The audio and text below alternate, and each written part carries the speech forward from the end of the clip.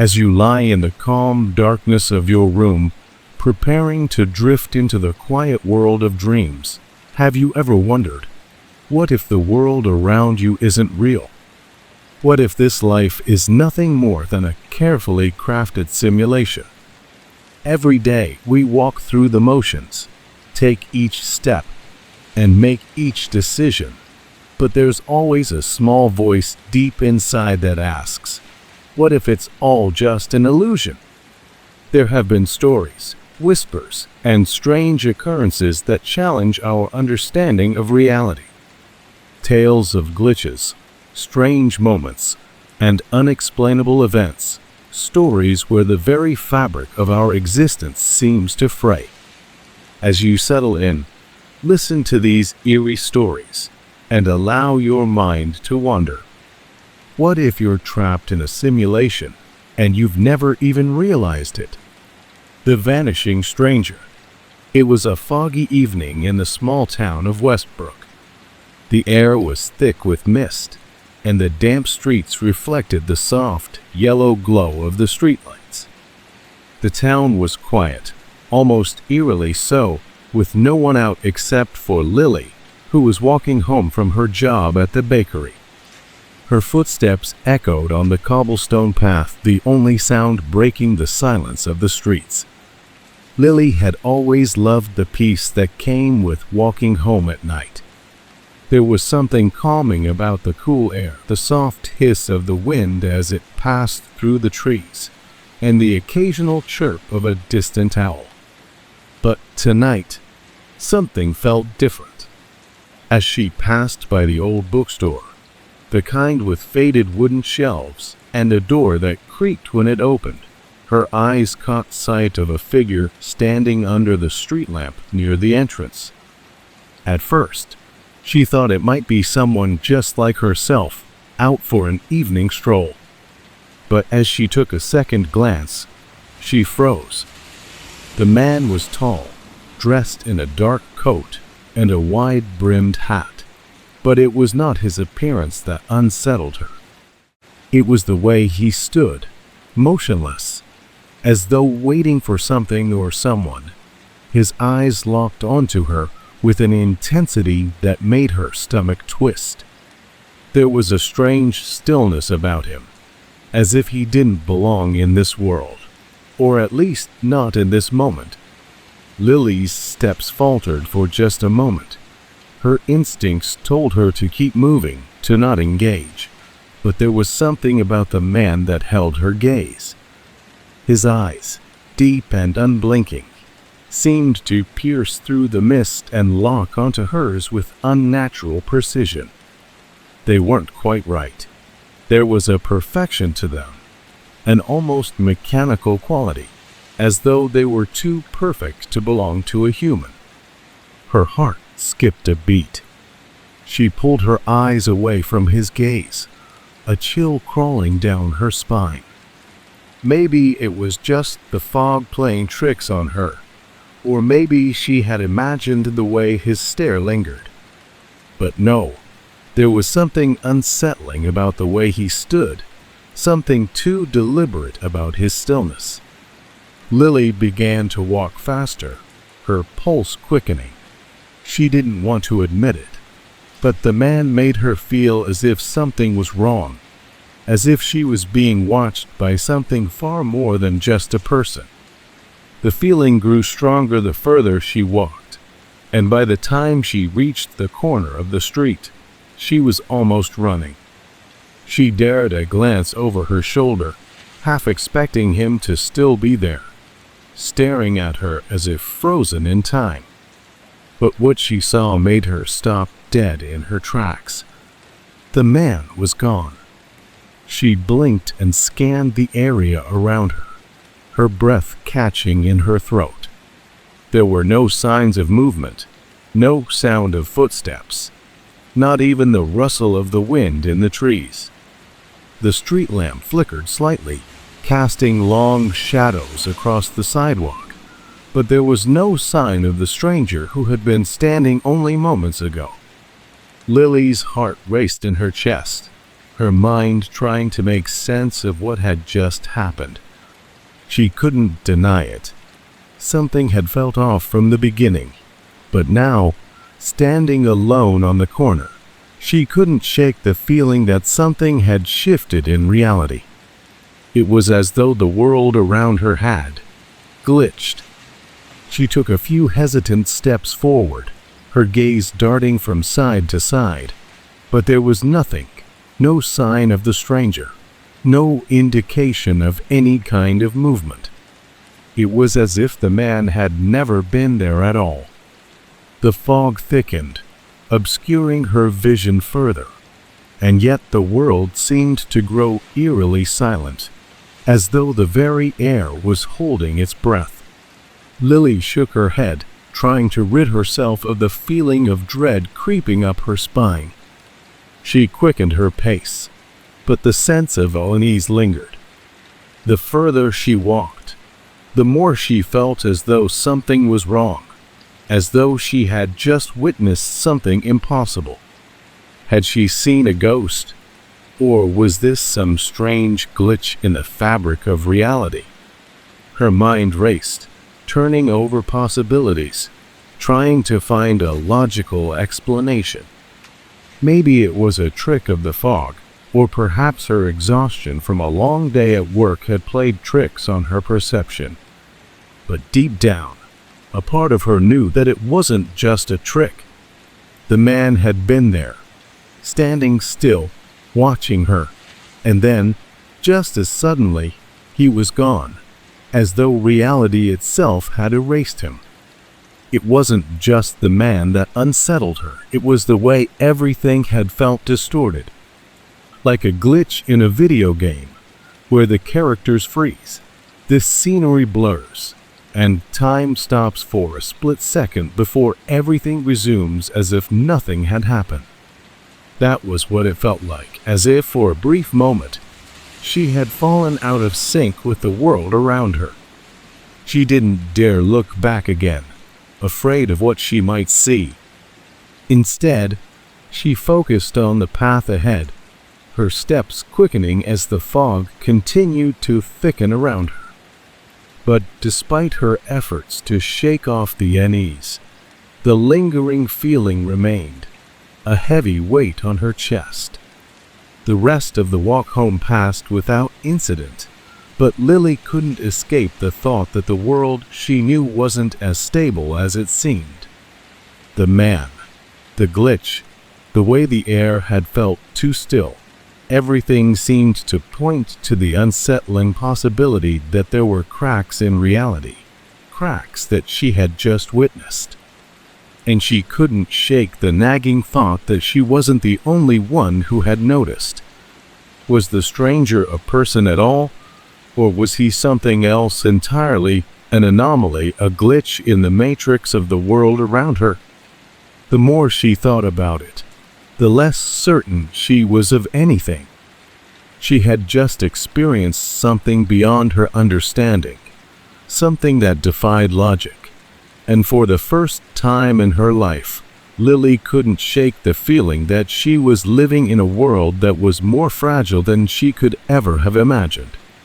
When she finally reached her front door, she paused, one hand on the handle. Looking out into the fog one last time, she wondered, what if the glitch wasn't just a one-time thing? What if it was a sign that reality itself was breaking down, one moment at a time? With a deep breath, she stepped inside, closing the door behind her. But even as she locked the door and pulled the curtains shut, the question remained, what had she truly seen that night? And more importantly, had she somehow been a part of a world that wasn't as real as it seemed? She didn't know, but for now, she would try to forget. Try to pretend that it was all just a trick of the fog, a trick of her tired mind. But deep down, she knew that something had shifted. And it wasn't just the fog. The déjà vu loop. It was an ordinary Sunday afternoon when Chris decided to take a walk through his neighborhood. The sun was low in the sky, casting long shadows over the quiet streets, and a gentle breeze rustled the leaves of the trees. It was the kind of afternoon that made everything feel calm, almost too calm. He had no particular destination in mind, just a simple stroll to clear his head after a busy week. But as Chris walked, something strange began to happen. At first, it was subtle, a fleeting sensation that he couldn't quite put his finger on. He stepped off the curb, and the moment his foot hit the pavement, a shiver ran down his spine. He paused, looking around to make sure nothing had changed. The street looked the same as always, with the same houses, the same parked cars, and the same overgrown lawns. But there was something about the air, something in the atmosphere that felt off. He continued walking, brushing it off as just a fleeting thought. But then, it happened again. A moment of intense déjà vu that washed over him like a wave. The feeling was so strong that it almost felt as though time itself had paused. Every step he took, every sound around him, every sensation he felt, it was all familiar, like he had already lived this exact moment before. Chris took a deep breath and looked up. The street was still the same, but now the feeling was even stronger. It wasn't just the moment that felt familiar, it was everything. The way the sunlight hit the sidewalk, the distant sound of a dog barking, the rustle of leaves in the trees, they were all the same as they had been before. But this time, it wasn't just a quick flash of recognition. This time, it felt like the entire world was repeating itself in slow motion. He looked around at the people walking by, and that's when the true strangeness began. The people didn't just pass him by, they froze. In an instant, it was as if time itself had stopped for everyone around him. A jogger paused mid-stride, their feet frozen in the air. A woman pushing a stroller stood perfectly still, her face locked in an expression of concentration. And as Chris stood there, frozen in place as well, it felt like the world had been suspended in some kind of distorted stasis. The world around him seemed to bend and warp, like a broken video game where the frame rate had gone haywire. It was as if reality itself was glitching, each moment repeating over and over again, jumping erratically from one frame to the next. He turned his head, trying to make sense of what was happening. A dog in the distance barked the same bark, once, twice, 3 times in perfect repetition. A car honked its horn, and then honked it again, exactly the same way. The sound felt muffled and distorted, like it was coming from a place far away. The world seemed to be caught in a loop, and Chris was at the center of it, unable to break free. He tried to move, but his legs felt heavy, as if the ground beneath him had turned to quicksand. He looked down, but the pavement seemed to shift and ripple beneath his feet, as though it were no longer solid. The sense of unreality was growing stronger with each passing moment. He tried to call out to someone, to shout for help, but his voice was muted, as if there were an invisible barrier between him and the world around him. No sound escaped his lips, and his throat felt tight, as if something was blocking him from expressing himself. The strangest part, however, was that the world around him wasn't staying still. The people were stuck in their frozen poses, but the environment was moving in strange, erratic bursts. The clouds above him swirled in unpredictable patterns. The leaves on the trees shook, and then froze again, and the air itself seemed to pulse with an unnatural energy. It felt like the universe was recalibrating itself, like every second was being reloaded, as if it was trying to fix a mistake, to rewrite a glitch in the simulation. Chris's heart pounded in his chest. He couldn't understand what was happening. His mind raced, trying to find a logical explanation. Was he dreaming? Was he hallucinating? He glanced around frantically, hoping that someone, anyone, could explain this to him. But the longer he stood there, the more impossible it seemed to grasp. His thoughts felt jumbled, as if the very nature of his reality was breaking down, unable to maintain its structure. As he stood frozen, trapped in this strange, looping world, something caught his eye. A child was running down the sidewalk, laughing as they played. Chris watched as the child approached him, their face bright with joy. But just as the child reached the exact same point on the sidewalk, they vanished. One moment, the child was there, running happily. The next, they were gone, as if they had never existed at all. Chris blinked, his breath catching in his throat. It didn't make sense. The child had just been there. He had seen them clearly, but now there was no trace of them, as though they had been erased from existence. It was as though time itself had momentarily shifted, and the world had reloaded, wiping out that small moment entirely. Panic set in.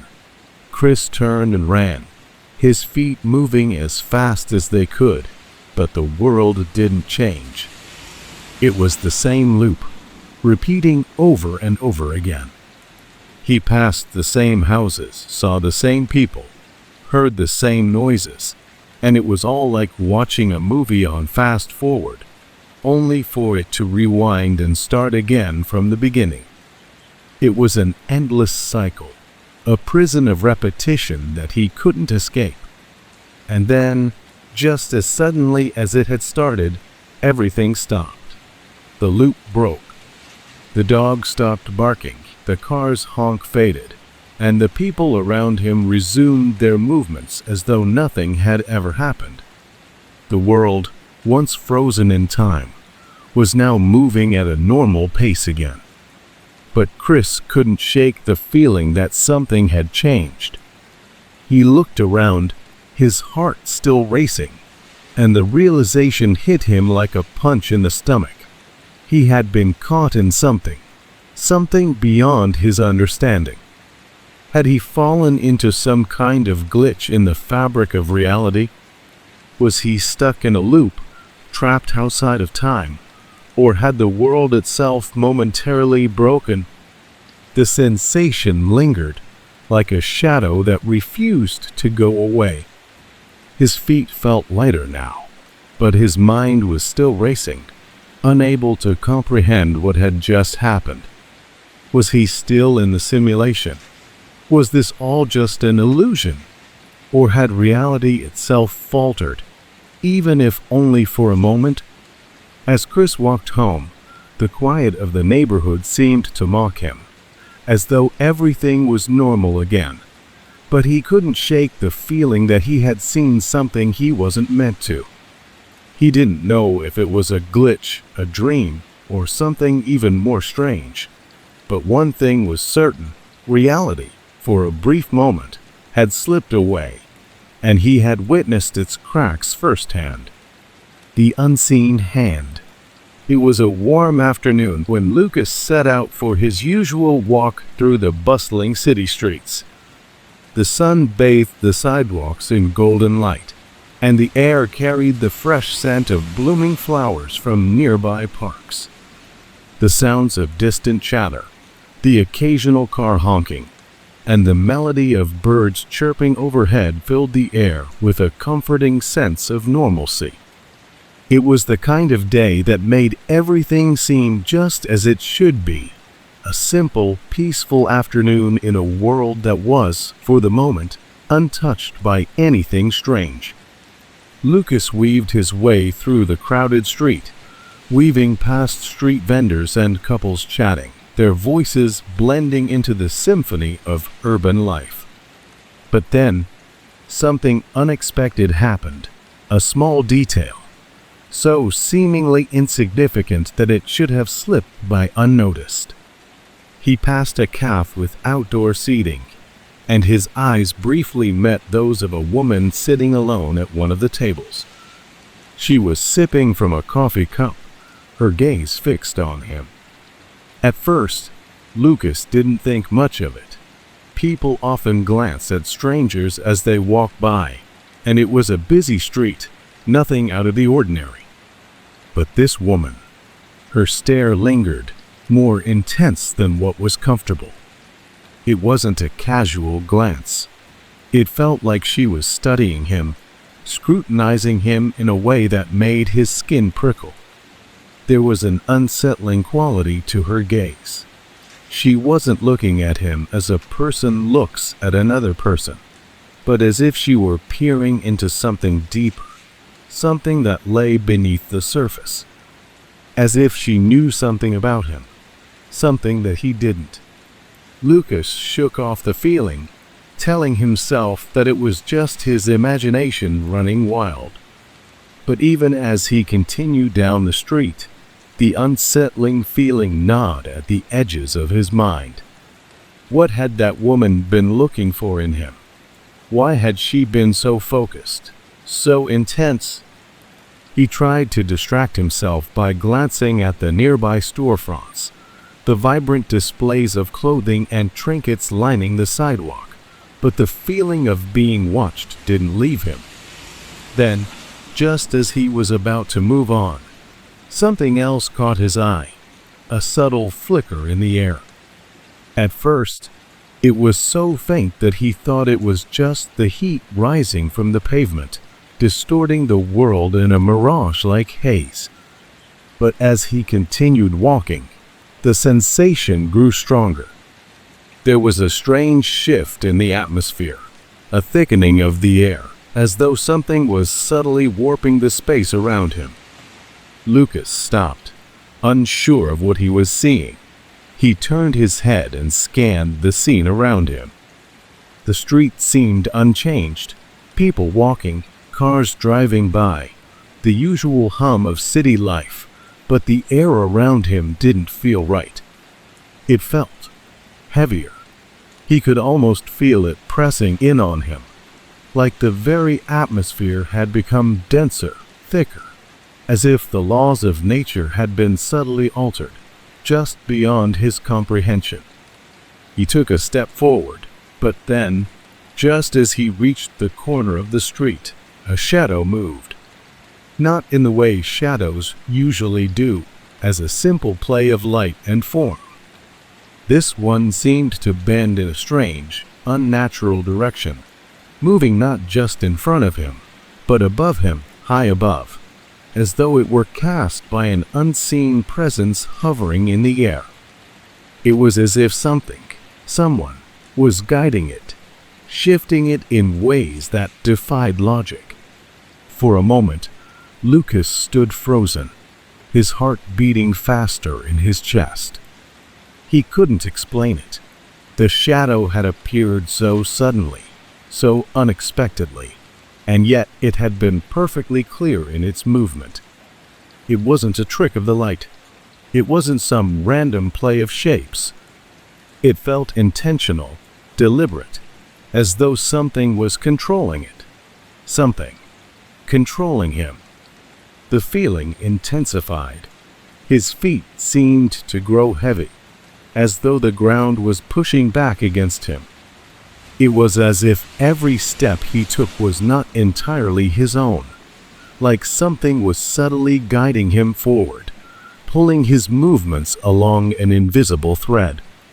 The world around him blurred for a moment, the edges of his vision darkening, and he could swear he heard a faint, almost imperceptible hum in the air. His body tensed, and his instinct screamed at him to turn around, to check if someone was watching him. Someone, anyone, who could explain the strange sensation creeping through his limbs. He spun on his heels, his eyes scanning the street behind him. But to his surprise, there was no one. People continued to walk by, going about their day, their movements unperturbed by the strange feeling that had settled in his chest. No one was following him. No one was staring at him with that unnerving intensity. Everything appeared normal, too normal. But then, as he stood there, trying to make sense of what was happening, the sensation grew even stronger. The air, which had seemed so thick moments ago, was now almost suffocating. It felt like there was something in the air, a presence that was not visible, but unmistakable. He could almost feel it, like a hand reaching into the very fabric of reality, twisting the world around him, manipulating it like a puppet on strings. Lucas blinked rapidly, his thoughts spinning. He had to be imagining it. There was no way this was real. He had been walking down this very street countless times before. He knew these roads, these shops, these faces, but this was something entirely different. Something outside the boundaries of what he understood. He forced himself to take a deep breath, willing himself to shake off the feeling. It was just his mind playing tricks on him, he told himself. But as he continued down the street, he couldn't ignore the overwhelming sense that someone was watching him, as if an invisible hand were hovering just behind him, pulling the strings of his every move, guiding him along a path that wasn't his own. His heart raced in his chest as the city continued around him, oblivious to the strange force that seemed to be closing in on him. He tried to dismiss the thought, to focus on the mundane details of the world. People chatting, cars honking, a street performer playing a guitar. But it was no use. The feeling remained, thick and suffocating, following him like a shadow he couldn't shake. And just as quickly as it had arrived, the strange sensation began to fade, like a fog lifting from his mind. The air returned to its usual lightness, and the hum in his ears quieted. He looked around again, expecting to see something, anything, that would explain the strange feeling. But there was nothing. The street was the same as it had been. People walked by without a second glance. The sunlight filtered through the trees above, and the world went on, unchanging. Yet Lucas couldn't help but feel that something had shifted.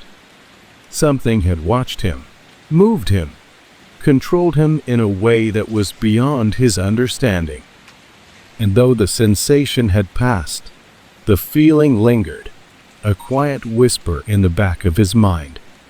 Had he truly been alone on that street, or had there been someone unseen in the shadows, manipulating his every step? He would never know for sure. But one thing was certain: whatever had been watching him, whatever had guided him down that path, had left its mark. And Lucas knew, deep down, that it was closer than ever before, just waiting, watching, pulling the strings once again. The phone call from the future. It was just after midnight when Sarah's phone rang. The sound of it sliced through the silence of her small apartment, pulling her from the quiet calm of her sleep. She groggily reached for it, her eyes still blurry from the haze of sleep, expecting to see a familiar name on the screen. Instead, there was only an unfamiliar number. A strange unease settled in her chest as she hesitated. Who would be calling at this hour? But then curiosity got the better of her, and she swiped the screen to answer. The voice on the other end of the line was oddly calm, too calm for the middle of the night. It almost sounded like the kind of voice that you'd expect to hear on the other end of a customer service call. Smooth, professional, devoid of any emotion. Yet there was something inherently unsettling about it. The words were matter of fact, the tone unflinching, as though the caller knew exactly what they were doing. "You need to make a choice," the voice said simply, its words cutting through the quiet like a knife. Sarah's heart skipped a beat. She sat up in bed, her mind instantly alert despite the grogginess. "What? Who is this?" she asked, her voice trembling slightly. The voice didn't answer her question. Instead, it spoke again, with an almost eerie sense of urgency. "The choice is yours, but you must make it now. It will affect everything.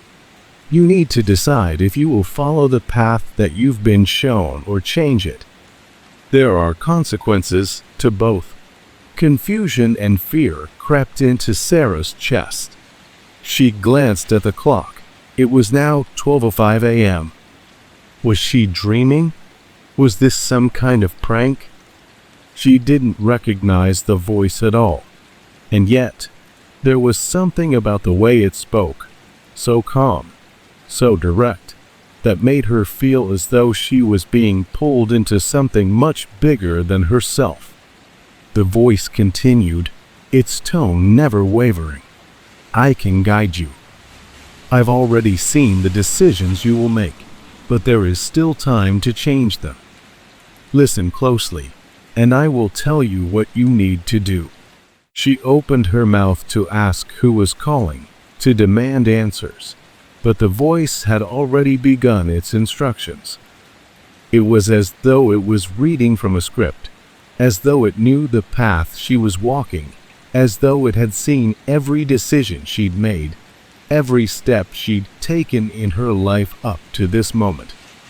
"Go to the refrigerator and check the date on the carton of milk," the voice said. "It's in the second shelf to the left. Do it now." Sarah's brow furrowed in disbelief. This was insane. Milk? What did milk have to do with anything? But something in the tone of the voice, something that she couldn't explain, told her to listen, to do as it said. She swung her legs out of bed and walked to the kitchen, her mind racing. There, on the second shelf of the refrigerator, was the carton of milk. Sarah picked it up, noticing the date written on it. Her breath caught. It was a date from the future. June 14th, 2025, she whispered aloud. It was only the beginning of 2023 now. The date on the carton was over 2 years away. Her mind reeled. How could the caller have known this? How could they have known what was in her fridge? There was no way this was a coincidence. "Do you understand?" the voice asked, breaking through her shock. "This is where it starts. The first step. What happens next is up to you." Before Sarah could say anything, the voice continued. "Remember the decision you made last year? The one you regretted. You have the chance to fix it now. All you need to do is listen." She felt a chill run through her as the memory of that decision, the one she'd spent months regretting, came rushing back. It was a choice she had made just a year ago, one that had led to a series of events she now wished she could undo. How could this person know about it? As though reading her thoughts, the voice spoke again. "You are being given another chance. You can't change everything, but you can stop the cycle.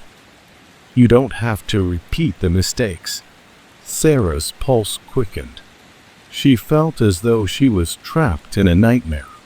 The lines between reality and something else, something beyond her understanding, blurring before her eyes. How was this possible? Was this some kind of twisted game? The voice's next words were even more chilling. In the morning, when you get your coffee, you will see a man sitting at the corner table in the cafe. He will be wearing a green jacket. He will look at you. He knows who you are. He knows what you've done. You must approach him. Do not ignore him. Her heart raced. What was this? Who was this person on the other end of the line? Why was she being asked to do these strange things? She had no answers, only a growing sense that she was being led down a path that had already been set out for her. The voice didn't stop. Go back to bed now. You will wake up in the morning, and everything will seem normal. But remember, this phone call will be the key to everything. If you make the right choice, everything will change. If you don't, you will continue down the same path, unable to escape it. A cold sweat formed on Sarah's brow as she stood there, holding the phone, unable to move. She glanced at the clock again, 12:13 a.m. The conversation had lasted less than 10 minutes, but she felt as though hours had passed. The voice had stopped speaking, leaving only an unsettling silence behind it. Her mind was spinning. The milk carton, the memory of her past regret, the mysterious instructions, all of it was too much to process. But as she returned to her bedroom, she couldn't help but feel that something big was unfolding. Was this person calling from her future? Or was this some strange error in the matrix, a glitch forcing her to repeat the same decisions over and over again, trying to fix what had gone wrong? Sarah sat down on the edge of her bed, the weight of the phone call pressing down on her chest. She didn't know what the right choice was, what path she should take. But she knew one thing for sure. She couldn't ignore this. The future, it seemed, was waiting for her to make a decision, to set her life on a course that she might never be able to change again. As the night grew deeper, Sarah closed her eyes, the questions swirling in her mind. What would tomorrow bring? Would she see the man in the cafe? Could she really change the course of her life? And if so, would it be worth the risk? Her phone buzzed once again, but when she checked it, there was nothing, just a blank screen. The call, it seemed, was over, but for Sarah, it had only just begun. The unspoken memory. It was a quiet evening when Anna sat down at her kitchen table, the warm glow of the overhead light casting a soft, familiar light over the room. She had just finished a long day of work, and after a quick dinner, she decided to unwind by flipping through an old photo album she had found tucked away in a drawer. The album, yellowed with age, held memories of family vacations, birthday parties, and other moments of joy that seemed so distant now. Her fingers lingered over the pages as she turned them, the photographs evoking memories from times long past. Anna smiled softly as she looked at each picture, remembering the laughter, the love, and the shared moments that had filled those days. But as she turned to the next page, something caught her eye. A photo from a family vacation 2 years ago, a trip to a beachside resort that had been one of the happiest vacations she could remember. It was a beautiful picture. The sun was setting in the background, casting a golden hue over the ocean. Her parents were standing together, arms around each other, their faces illuminated by the soft light. Anna and her sister, both smiling broadly, were sitting in front of them, their arms wrapped around each other as they laughed. It was a picture-perfect moment, a memory locked in time. But then Anna's gaze drifted to the background. There, standing off to the side, was a person she didn't recognize. A woman, perhaps in her early 40s, with dark hair pulled back into a ponytail. She was standing just outside the frame of the group, smiling politely as if she belonged there. But Anna was certain, absolutely certain, that no one like her had been with them on that trip. Her family, her parents, her sister, they all seemed to be smiling at the camera. But this woman, she wasn't part of the group. She didn't belong. Anna blinked, trying to clear the fog in her mind. She stared at the photo again, hoping the woman would somehow fade away, but she didn't. The stranger remained, her presence as clear as the sun in the background. Her heart skipped a beat. Could she have forgotten someone? Could this woman have been a friend of her parents who had joined them on the trip but somehow slipped from her memory? But that didn't feel right. Anna knew she would have remembered someone like her. She would have recognized her face, remembered her name. But she didn't. The more she stared at the photo, the more certain she became that this woman had not been on the vacation at all. Yet, there she was, smiling like she had been. Anna's thoughts began to race. She placed the album on the table, her hands trembling slightly.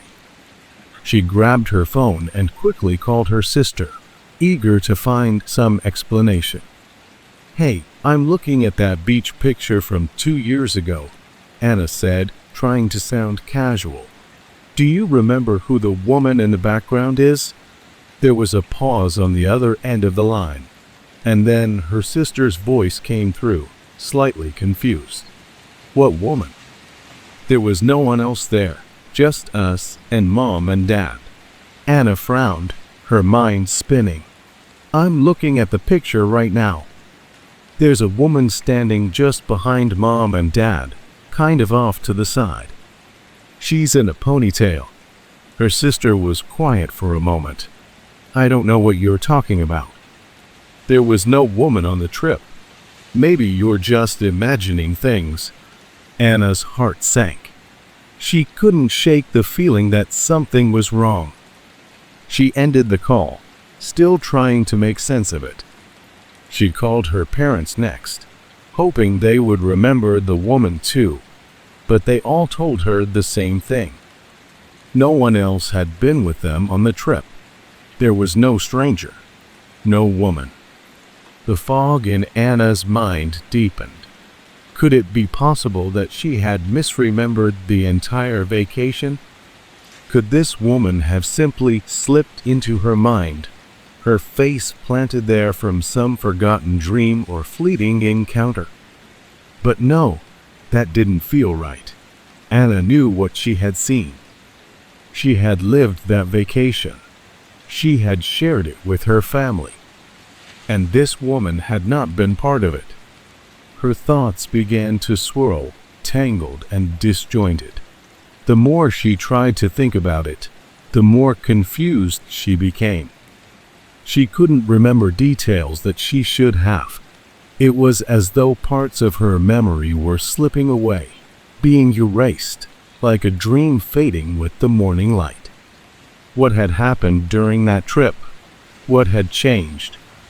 Anna felt a growing sense of unease, a deep, gnawing feeling that something significant had shifted. The photo, the woman, the fading memory, it all felt wrong. Her mind felt foggy, as if something was being tampered with, altered in a way that she couldn't quite grasp. Could it be that her memory had been manipulated? Was there something about that vacation that she was being made to forget? Was this some sort of glitch, a break in the fabric of her reality? It was as though she was living in a world that had been edited, where pieces of the past were being rearranged, replaced, erased entirely. She sat there in the kitchen, staring at the photo in front of her, the stranger still smiling in the background. She reached for her phone again, but this time, something stopped her. What was she really searching for? Answers? A reason? Or was she just looking for something to explain the unexplainable? Anna spent the rest of the evening combing through old photos, old memories, anything to piece together the truth. She examined each photo carefully, looking for anything that seemed out of place, anything that seemed off. But no matter how much she looked, the answers eluded her. The woman in the photo, the one who didn't belong, remained a mystery, a presence in the background of her life that she couldn't explain. Days turned into weeks, and the strange feeling never quite left Anna. She couldn't stop thinking about that woman, about the strange sensation that her memory had been altered, like a piece of her past had been erased. Every time she closed her eyes, she felt the nagging pull of that forgotten moment, as if it was just out of reach, teasing her with its absence. And so, Anna continued on with her life, but the questions lingered in the back of her mind, unanswered. Was it a glitch, or was her memory simply failing her? Either way, she couldn't shake the feeling that something, somehow, had been erased, something important, something she would never be able to fully understand. One thing was for sure, the woman in the photo was no mistake. She had been there, and that, more than anything, terrified Anna. Because if this was a glitch, if her memory had been tampered with, then what else had been erased? What else was slipping through the cracks of her mind? And why had she been the only one to notice? The answers, Anna realized, might never come, but she would never stop searching for them. The stopped clock. Mark had always considered himself a skeptic. He was the type of person who scoffed at stories of ghosts, supernatural events, or anything that strayed too far from what could be logically explained. His friends would share tales of déjà vu or moments when reality felt slightly out of sync, but Mark would always dismiss them as coincidences or the result of tired minds. Nothing ever seemed unusual in his world. Everything was ordered, predictable, and rational. But that all changed on a quiet evening in late autumn. Mark had settled into his favorite armchair with a book he had been meaning to read for weeks. It was a crisp evening, and the only sound in his apartment was the occasional rustle of pages turning, the soft hum of the refrigerator, and the ticking of the clock on the wall in front of him. The clock was a simple thing, a classic wall clock with black Roman numerals, nothing fancy, but it had been a fixture in his home for years. He glanced up at it as he read, noting that it was 9:23 p.m. The second hand moved steadily, marking each passing second with a quiet tick-tick-tick. For some reason, Mark couldn't help but focus on the second hand. He had been looking at it for a moment too long. It ticked, then it ticked again, but the next one didn't happen. There was a split second where the second hand simply froze in place, suspended in midair. It wasn't a long pause, barely noticeable if he hadn't been looking directly at it, but for that fraction of a second, time seemed to stop. Mark blinked and shook his head. It was probably just his eyes playing tricks on him. He had been reading for hours, and perhaps the strain had caused his vision to momentarily blur. He rubbed his eyes, leaned back in his chair, and tried to return to his book. But something gnawed at the back of his mind, a quiet unease that refused to dissipate. Mark's gaze wandered back to the clock, and he froze when he saw the time. It was still 9:23 p.m. The second hand hadn't moved at all. It was stuck, frozen in place, as though the entire mechanism had come to a complete halt. Mark sat up, his mind racing. He waited, expecting the second hand to resume its movement after a brief mechanical hiccup. But the seconds ticked by, each one silent and unchanging. The clock was still, as though time itself had simply paused. A wave of confusion washed over him. He got up from his chair, staring at the clock as if willing it to move. Was there a malfunction? Maybe the clock had stopped working. But no, it was a well-made clock. He had checked it many times before, and it had always been reliable. He reached up and gave the clock a gentle tap, as if that would somehow jolt it back into motion. Nothing happened. The second hand remained motionless. Mark's heart began to beat a little faster. What was going on? He glanced at the other clocks in the apartment. His phone showed the same time, 9:23 p.m. The digital clock on the microwave had the same time, frozen in place.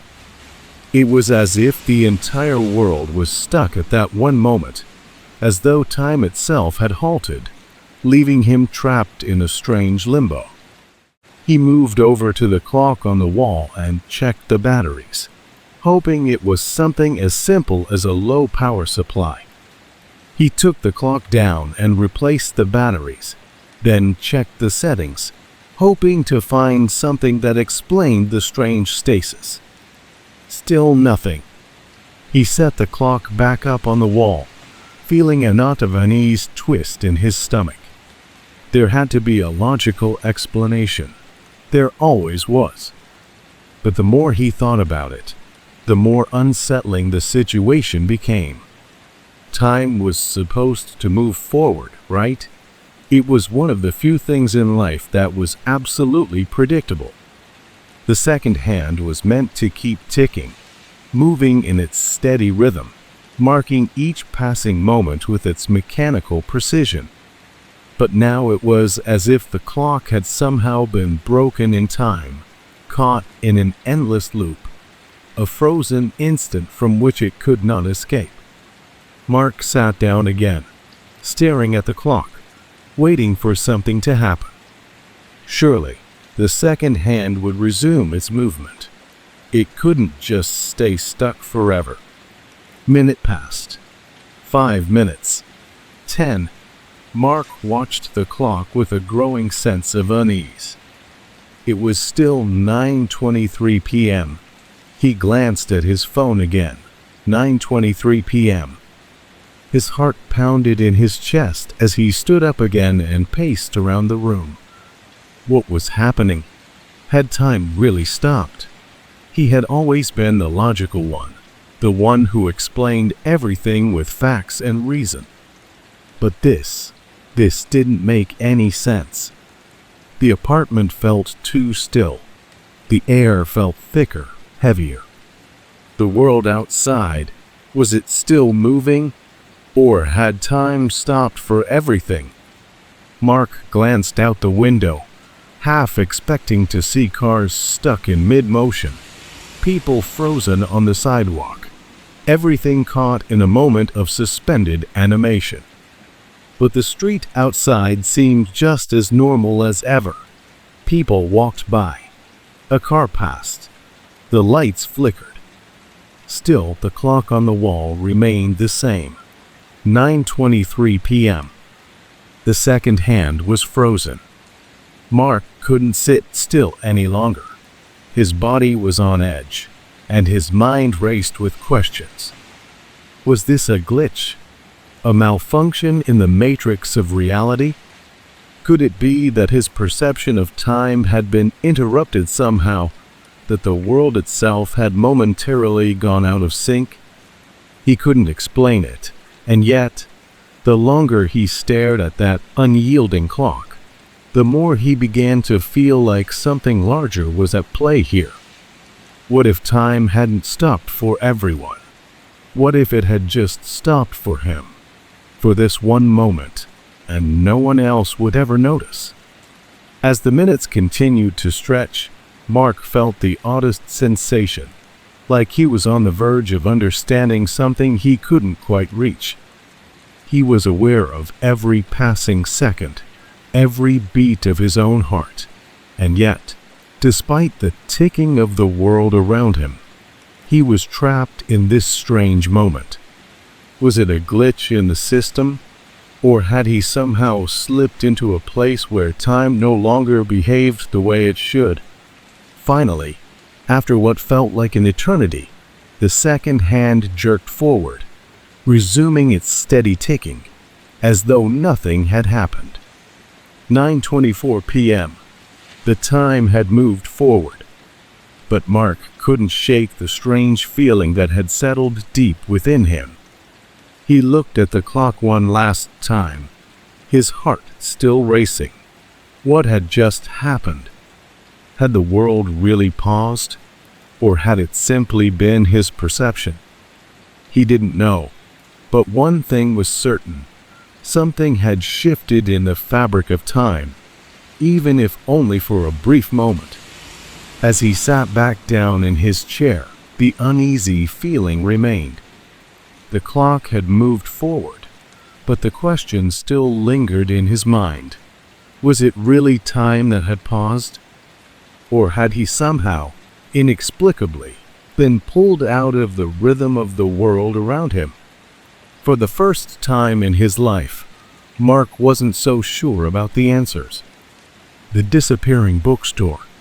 The city streets were alive with the bustle of daily life, cars honking, people chatting, the rhythm of busy feet tapping on the pavement. The air was crisp with the early autumn chill, the kind that made you want to wrap yourself in a cozy scarf. And as Elena strolled through the sidewalk, her senses were overwhelmed by the vibrant energy of the day. She walked past the usual sights, cafes, shops, street vendors, but her gaze always seemed to gravitate toward a particular spot, a small, unassuming bookstore on the corner of the block. It was the kind of place that appeared to have stepped out of a different time, with its weathered brick exterior, wooden sign hanging just above the door, and a soft, inviting glow of warm light spilling from the windows. She had passed it many times before, but had never ventured inside. Today, something felt different. There was an unusual pull in her chest, an odd sense of destiny calling to her from within the shop. The door was open wide, as if it were waiting for her. She couldn't resist. This was the moment. She had been meaning to step inside for ages, and now, without thinking too much about it, she walked through the threshold. As she stepped into the bookstore, Elena was immediately enveloped by the rich, earthy smell of old paper, ink, and leather, a scent that was both comforting and nostalgic. The lighting inside was soft, dim, creating an almost intimate atmosphere. The shelves seemed to stretch on forever in every direction, stacked with books from floor to ceiling, their spines a mix of colors and fonts that Elena had never seen before. It felt like an old-world library, the kind of place where time stood still, where one could lose themselves for hours. But there was something unsettling about it. The store was eerily quiet, far quieter than any bookstore she had ever been to. Usually, a place like this would hum with the low murmur of conversation, the rustle of pages, the occasional sound of footsteps on the creaky wooden floor. But here, there was nothing, not a sound. She took a few cautious steps forward, her eyes scanning the shelves for something familiar, something to anchor her in this strange place. But no matter how much she searched, the titles seemed to be unfamiliar. None of the books had titles she recognized, nor were the authors ones she had heard of. It was as though she had stepped into a parallel world, where the books themselves had never been published in her own universe. The titles were cryptic, some strange and abstract, others written in languages she couldn't even identify. Elena was fascinated but also unnerved. She reached out to take one of the books, drawn to its weathered cover and unusual design. As her fingers brushed against the spine, something strange happened. The room around her began to shimmer, as if the very walls of the bookstore were vibrating. For a split second, the shelves seemed to waver, their once firm structure blurring in and out of focus. She blinked rapidly, her mind racing to make sense of what was happening. What was this, a trick of the light? A dream? She tried to shake it off, but the sensation of distortion intensified, and before she could react, the entire room seemed to bend, as if the space itself were folding in on itself. The bookshelves melted away in front of her. The dim light flickered, and a sharp dizziness overtook her. Elena reached out, her hand instinctively grasping at thin air. And then, just like that, everything shifted. One moment, she was standing in the dim, labyrinthine bookstore, and the next, she was outside, back on the city street. Her heart raced as she looked around. She was standing in front of a different building, a modern, unfamiliar storefront with large glass windows and a blank, uninviting font. The warmth of the bookstore, the smell of paper and ink, the comforting isolation, gone. Elena took a quick step back, feeling disoriented and lost. She turned around, looking at the street she had just walked down, but now the scenery felt unfamiliar. The familiar corner where the bookstore had always been was no longer there. The street seemed slightly different, as though the city had reshaped itself in the brief moments she had been inside that shop. Her chest tightened, and she felt a wave of panic wash over her. Had she imagined it? She quickly glanced at the address signs on the nearby buildings, looking for something that could guide her back to the place she had just been. But there was no trace of the bookstore. It was as if it had never existed. Confused and unsettled, Elena asked a passerby, "Excuse me, have you seen a small bookstore around here?" It was just down the street. It had a wooden sign outside with bookshelves inside, and the door was open. "I went inside just a moment ago." The man stared at her, bewildered. "A bookstore?" "No, there's nothing like that around here, just this block, and the one across the street is a coffee shop and some offices." She frowned, shaking her head. But it was right here. It was. Just here. She tried asking a few more people, but each one gave her the same blank stare, as if she had imagined it. No one remembered a bookstore at all. It was as if the entire place had simply disappeared, erased from the memory of anyone who had seen it.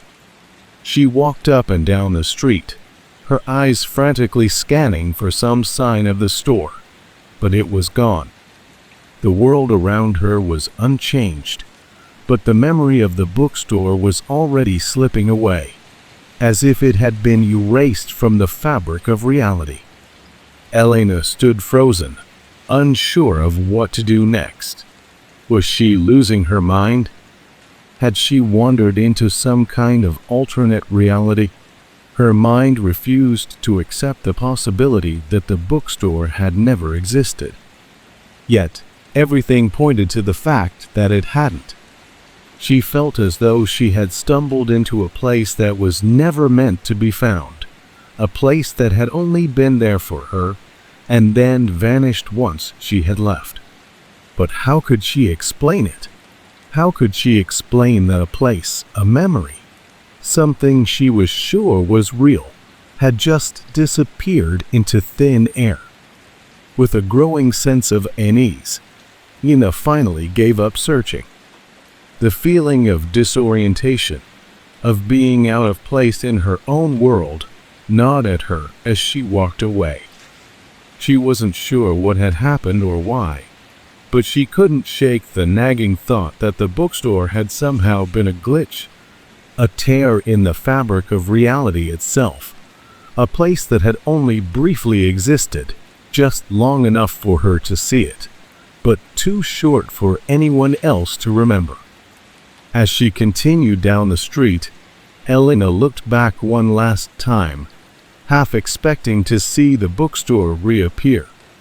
But the street was unchanged, the storefronts the same as they had always been. The bookstore was gone. It had never existed. Or had it? Elena couldn't be sure anymore. The only thing she knew for certain was that the memory of that strange, disappearing bookstore would stay with her forever, an eerie reminder of a place that had been real and yet had never truly been there at all. The shadow in the window. It was an ordinary evening when Jacob walked home from work, his footsteps echoing on the quiet streets of the city. The air had turned cool, the first signs of fall creeping into the atmosphere.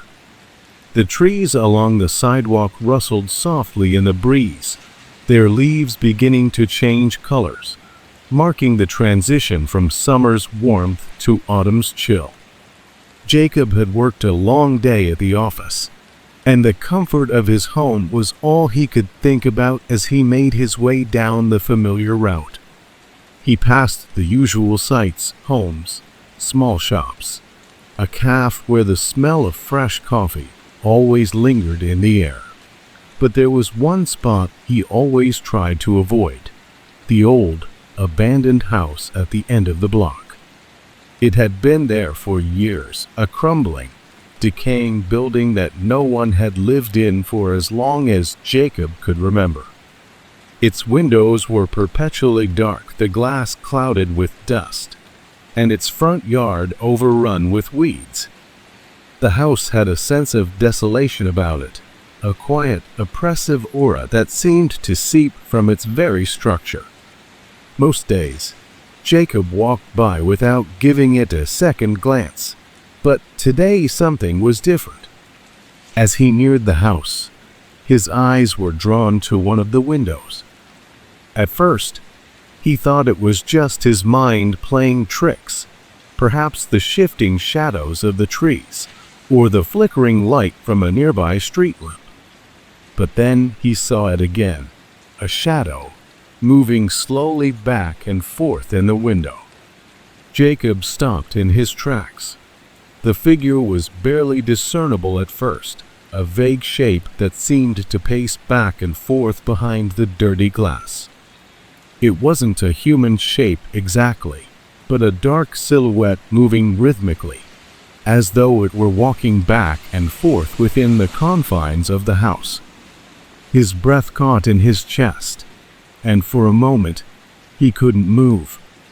The figure was ghostly, like something from a half-remembered dream. He shook his head, telling himself it was nothing. His eyes were probably tired, the shadow of the tree outside casting odd reflections. He hurried past the house, quickening his pace as an uneasy sensation spread through his body. He didn't dare to look back. There was no reason to believe anything unusual was going on, just his imagination running wild. He chalked it up to exhaustion, the product of a long, mentally draining day. But later that night, as Jacob sat in his room, trying to unwind, he couldn't shake the feeling. He kept replaying the image of the shadow in his mind. He had never seen anyone at that house. No one had ever come or gone from there. It had been abandoned for as long as he could remember, and no one ever seemed to acknowledge its existence. But now that shadow, what was it?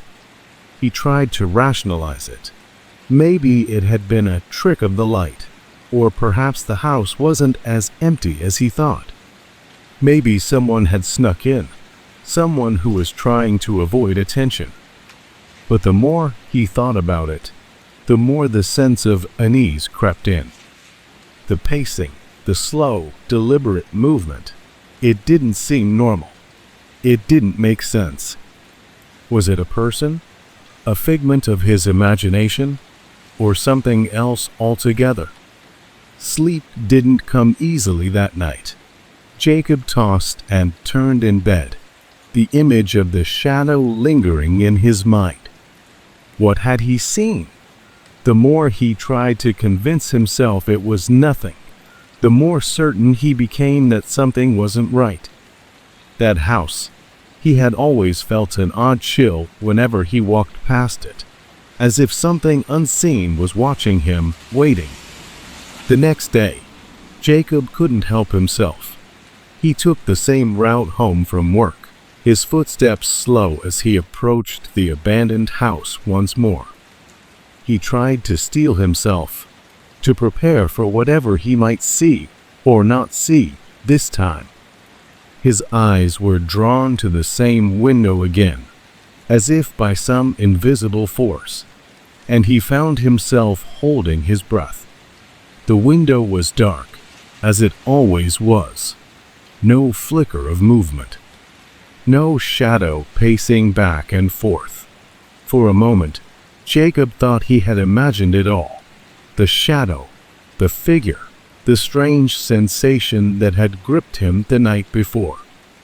Maybe it had all been a product of his tired mind, or the reflection of something in the streetlight.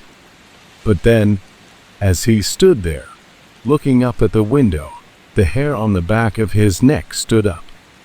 He felt the weight of the silence press down on him, and suddenly, he could have sworn he saw something, a faint distortion, a flicker of darkness, like the room inside the house was shifting, changing. He blinked, and it was gone. There was nothing, just the same empty window. He walked away quickly, his pace hurried, his thoughts a jumble of confusion and fear. Had it all been in his head? Had he truly seen something in that window the night before? Or had it been a trick of the mind? He couldn't be sure. But as he walked down the street, his mind kept returning to that feeling, the sensation that something was off, something he couldn't quite put into words. He tried to tell himself it was nothing, that it was just an abandoned house with a history of neglect and shadows. But the unease remained. There was something about that house that didn't sit right with him, something that pulled at the edges of his thoughts. Days passed, and Jacob tried to put the incident behind him. He told himself it was just a glitch, his mind playing tricks on him. But every time he passed the old house, he couldn't help but glance at the window, half expecting to see that same shadow again. But it never came. The window remained dark and still, as it always had been.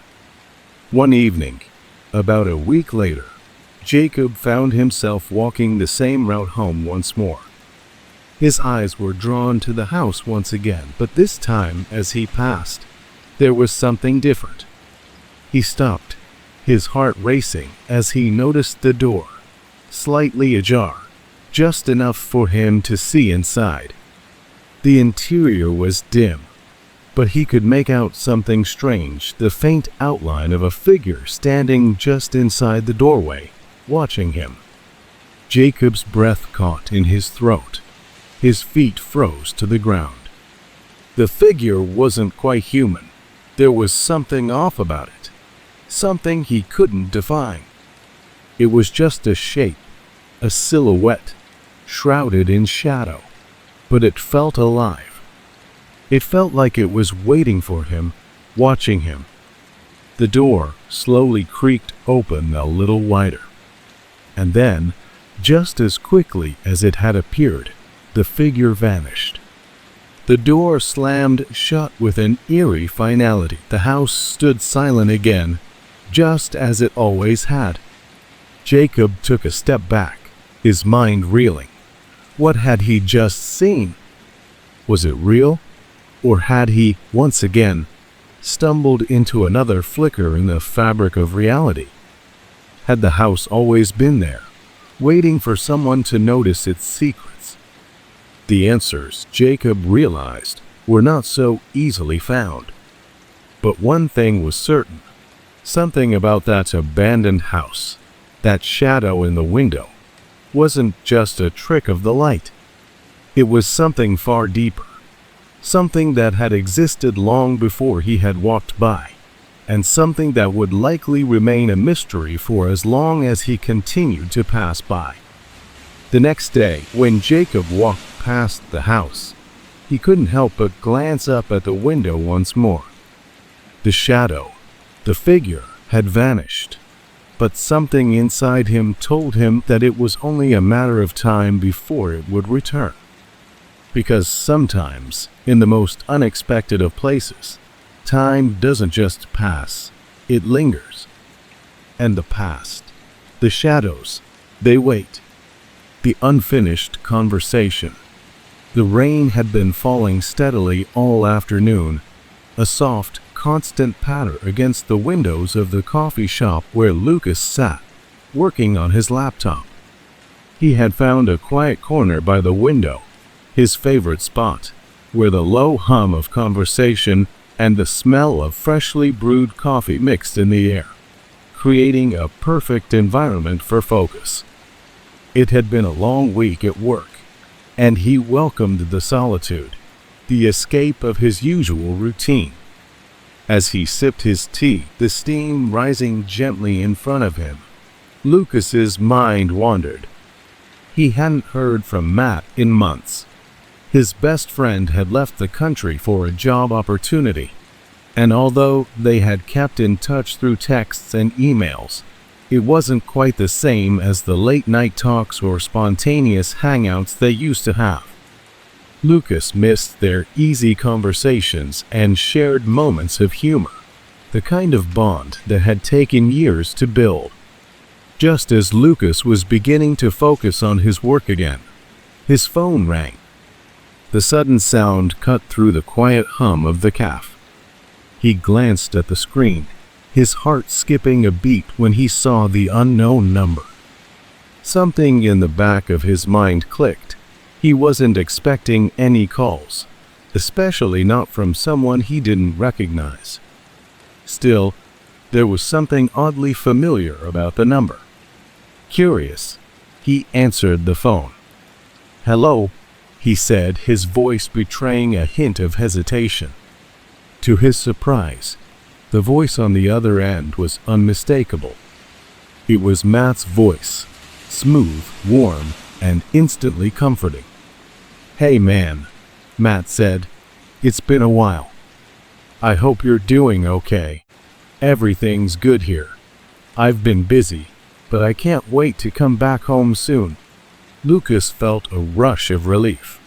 The call was unexpected, but hearing Matt's voice made everything feel familiar again.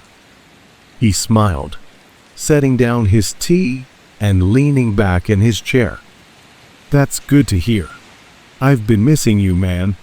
How's everything over there? Still having fun?" There was a long pause, the kind that makes you second-guess whether the other person is still on the line. Lucas frowned slightly. He could hear faint background noise, like a distant wind or maybe the murmur of people talking. It didn't sound like Matt's usual environment. "Yeah, things are going fine," Matt finally replied, but his tone was slightly off, as if he was distracted. "I'm looking forward to coming back. You don't remember, do you?" Lucas felt a sudden chill run down his spine.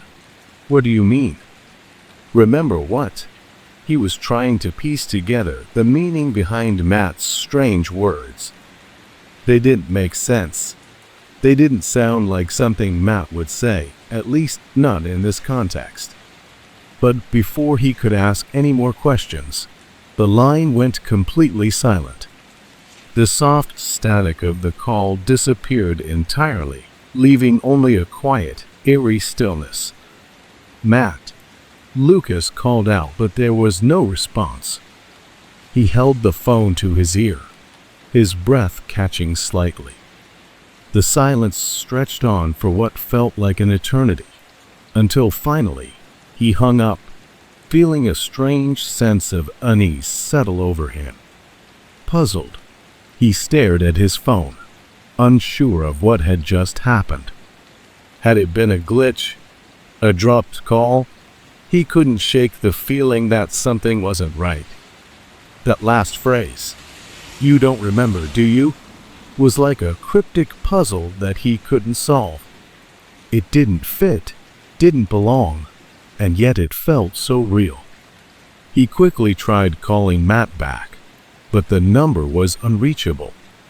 Lucas's confusion deepened as he stared at the screen, willing it to ring, to give him something, anything, that could explain the strange phone call.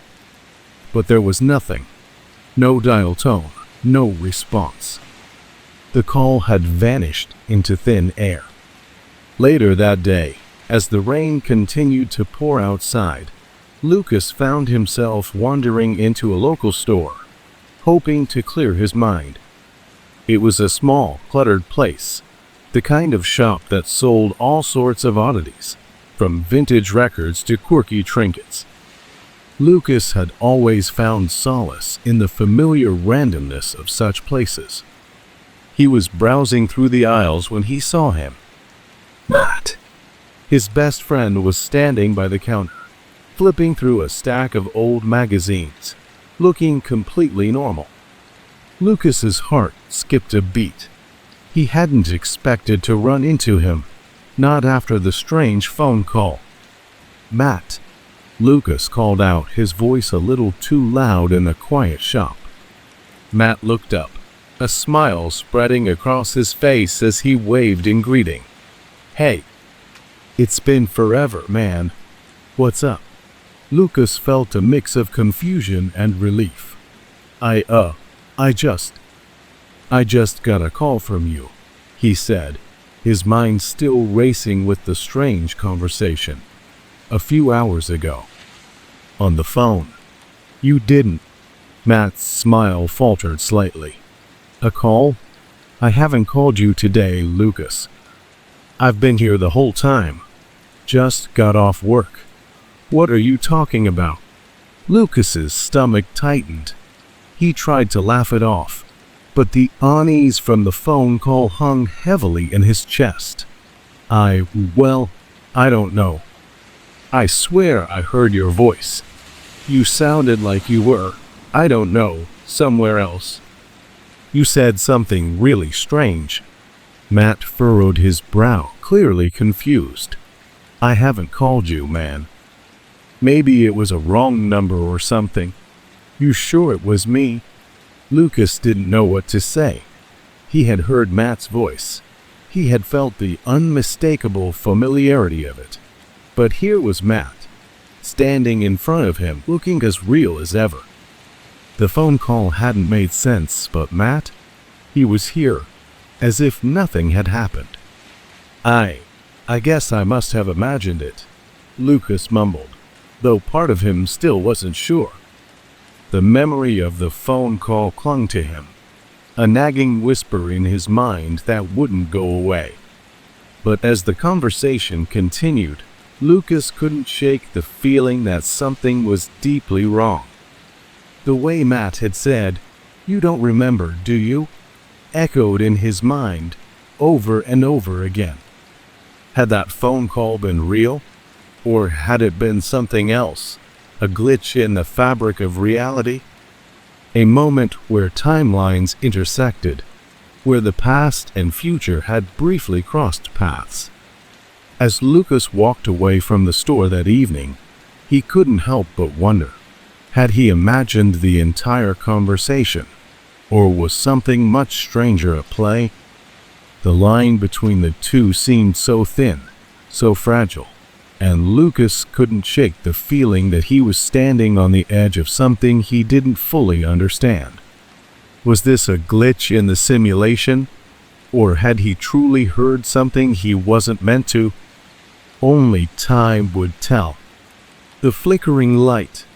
The evening had settled into a quiet lull, the kind that only the deepest hours of the night could bring. Emily sat comfortably in her apartment, curled up in a chair by her desk, a book open in her lap. The soft rustling of pages was the only sound that filled the air, punctuated occasionally by the faint hum of distant traffic outside her window. She had been reading for hours, lost in the words, the world outside fading into the background as the story enveloped her. Her desk lamp, casting a soft yellow glow, illuminated the pages, giving the room a warm, inviting feel. It was the perfect environment to get lost in a book.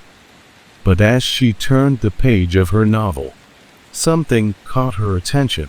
The light above her began to flicker. At first, it was so subtle, so imperceptible, that she barely noticed it. A slight hesitation in the rhythm of the bulb, as if it had paused for just a fraction of a second before continuing. She ignored it, thinking it was just a quirk of the old light bulb, maybe a slight electrical issue. But then it happened again. The flickering grew more pronounced, more noticeable. The light dimmed and brightened in unnatural intervals, like the bulb itself was struggling to stay lit. Emily paused, setting her book down on the desk. The flickering wasn't just random. It was almost deliberate, like the bulb was trying to send a signal. She watched it, her brow furrowing, feeling a strange chill in the room as the light pulsed and shimmered, casting strange shadows on the walls. Curious, she stood up and walked toward the lamp. It was an old desk lamp, nothing fancy, just a simple metal arm with a small, round shade that had once been white, but had now faded to an off yellow. Emily reached for the switch, expecting to correct whatever minor issue had caused the flickering. But the moment she touched it, the flickering stopped completely. Emily stared at the lamp, confused. The light was steady now, casting the same warm glow it had been before, as if nothing had happened. She tried turning the switch back on and off, hoping to get the light to flicker again, but the lamp remained perfectly still. It was as if it had returned to normal, as though the whole strange moment had never occurred. But Emily felt something shift in the air. It was subtle, but undeniable. Had she imagined it? Had the tiredness of the day played tricks on her mind? She shook her head, trying to dismiss the uneasy feeling creeping over her. It was just a lamp, nothing more. But the more she thought about it, the more unsettled she became.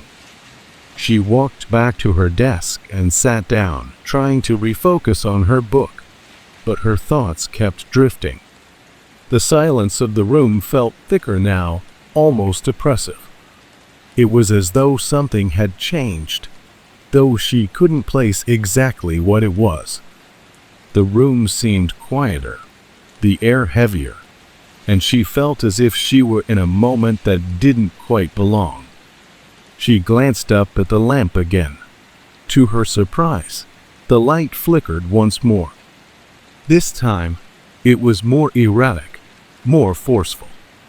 The bulb dimmed, brightened, dimmed again, in an uneven, almost rhythmic pattern. Emily's breath caught in her throat as she watched, her eyes wide with confusion. It was almost as though the lamp itself was trying to communicate with her, like it had a purpose, a message it was trying to convey. But how could a lamp communicate? Was she losing her mind? She stood up once more, but before she could reach the switch, the lamp flickered back to life, its light steady once again. Emily froze in place. The light hadn't been turned on manually, nor had she touched it. The flickering had ceased just as quickly as it had started, leaving the room bathed in an ordinary, unremarkable glow. But for Emily, nothing felt ordinary anymore. She sat back down, her heart pounding in her chest. Something wasn't right. The whole room felt off now. The flickering had felt almost intentional, like the lamp was aware of her, aware that she was watching it. She shook her head, trying to make sense of it all. Was she simply overtired? Or was there something else at play here? Something beyond her understanding? The moment seemed to stretch on, and Emily's thoughts raced. What was happening? Could it have been a power surge, a glitch in the electrical system? No, this wasn't a random flicker. It was too precise, too deliberate. And there was that moment, that inexplicable pause, when the light had stopped completely. Like time itself had briefly suspended, just for a second, to show her something that she wasn't meant to see. Her phone buzzed on the desk, breaking her from her thoughts. She glanced at the screen, grateful for the distraction. It was a message from a friend, an invitation to meet up for dinner the following night. She texted back absently, her mind still on the lamp, still on the eerie feeling that had crept into the room. When she looked back at the lamp, something caught her eye. A shadow, dark and shapeless, stretched across the wall. Emily froze again. It wasn't her own shadow, and it wasn't the shadow of anything in the room. It moved as the light flickered, shifting and stretching in unnatural ways. The air grew colder, and a chill ran down her spine. Was she imagining it? Was it just the way the light was reflecting? Or was something else at play here? The shadow seemed to pulse with the flicker of the bulb, as if the lamp was projecting something it shouldn't. Something alive. Suddenly, the shadow disappeared. The light blinked once, twice, and then it returned to its normal, steady glow. The room felt warmer, the oppressive atmosphere dissipating like smoke. But Emily couldn't shake the sensation that something had been there, something that had flickered in and out of existence, just beyond the reach of her understanding. The clock on the wall ticked softly, the only sound in the room, as she sat back in her chair, still staring at the lamp. Was it possible that she had just witnessed a glitch? Was it a simple electrical issue or something more? Was the lamp just malfunctioning, or had it, in some strange way, shown her something that was never meant to be seen? Emily slowly stood up, walked to the window, and pulled back the curtains. The city outside was quiet, the lights of the street lamps casting long shadows on the wet pavement. It was just another night. Nothing extraordinary, nothing unusual. But in that stillness, the flickering light on her desk seemed to whisper something she couldn't understand. something that was beyond the boundaries of reality. For the rest of the night, she sat in her chair, unable to sleep, her eyes never leaving the lamp. It stayed steady, like nothing had ever happened. But Emily knew better. Something had changed. Something had shifted, if only for a moment. And in the depths of her mind, she couldn't help but wonder, had the light been trying to show her a glimpse of a world beyond her own? As the hours passed, the uncertainty in her chest never eased. She wasn't sure what was real anymore. The flickering light was gone, but the feeling it left behind lingered deep in the shadows of her thoughts. Would she ever find the answers? Or would the flickering light remain just out of reach, a reminder that sometimes the world around us isn't as solid as we think? She closed her eyes, and for the first time in a long while, the silence of the night seemed deafening. The double reflection. Darren had always been someone who took great pride in his appearance. His routine was meticulous, each movement timed and purposeful, a reflection of his organized and structured life. Every morning, he stood in front of his bathroom mirror, adjusting his tie, brushing his hair, and making sure everything was just right before he headed to work.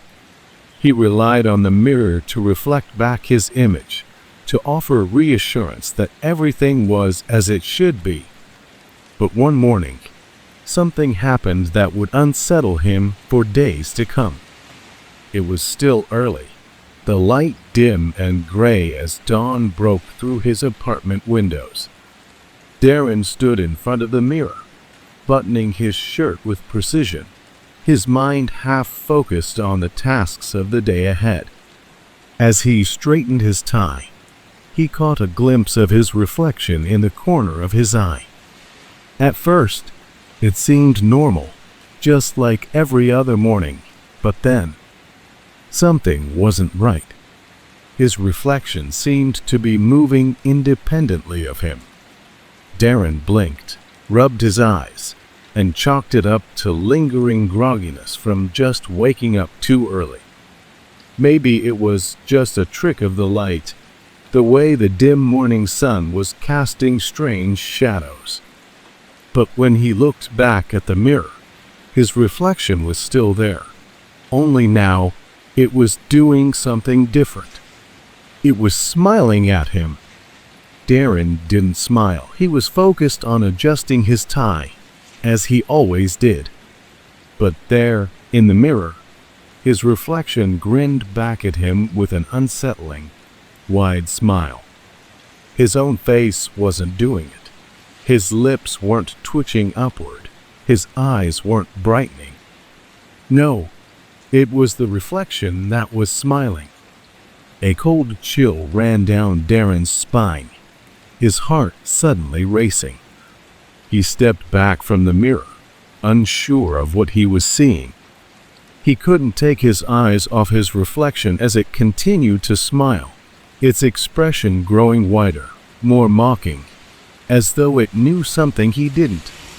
The eyes in the reflection narrowed, gleaming with a strange intensity, as if it were no longer his own. Darren's breath quickened. He reached out with one hand, tentatively, trying to touch the surface of the mirror, to make it stop. But the reflection did something even more bizarre.